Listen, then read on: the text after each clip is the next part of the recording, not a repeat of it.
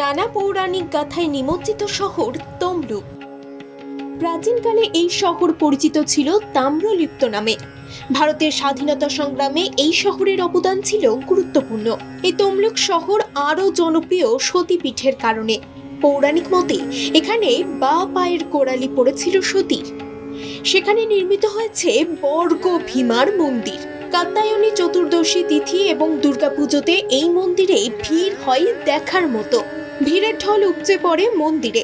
এই মন্দিরের পরতে পরতে রয়েছে নানা ইতিহাসের ছোঁয়া। ওড়িশি স্থাপত্যের আদলে তৈরি এই মায়ের মূর্তি।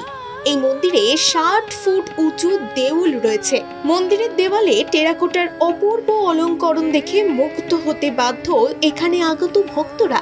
এই মন্দির সতীর 51 পীঠের মধ্যে অন্যতম পীঠস্থান।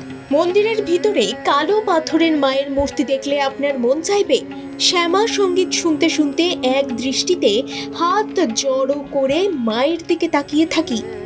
যজ্ঞের আগুনে সতীর দেহত্যাগের পর মহাদেবের প্রলয় নৃত্য থামাতে বিষ্ণুর পাঠানো চক্রে দেবীর দেহ ভাগ হয় 51টি খণ্ডে।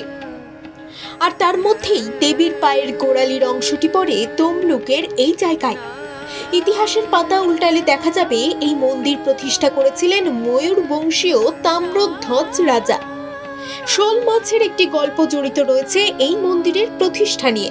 তাই আজও মন্দিরে পূজিত দেবীর ভোগে যে পদগুলি দেওয়া হয় তার মধ্যে অন্যতম পদ হলো এই শোল মাছের টক। এই মন্দিরের পাশেই রয়েছে একটি পুকুর, লোকমুখে প্রচলিত।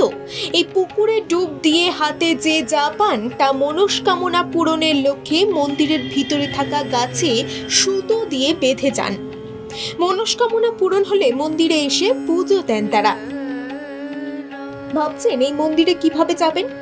ট্রেনে করে হাওড়া থেকে পৌঁছে যান তমলুক স্টেশন। সেখান থেকে টোটো বা নিজস্ব গাড়ি থাকলে সেই গাড়ি করে পৌঁছে যেতে পারবেন এই সতীপীঠ দর্শনে।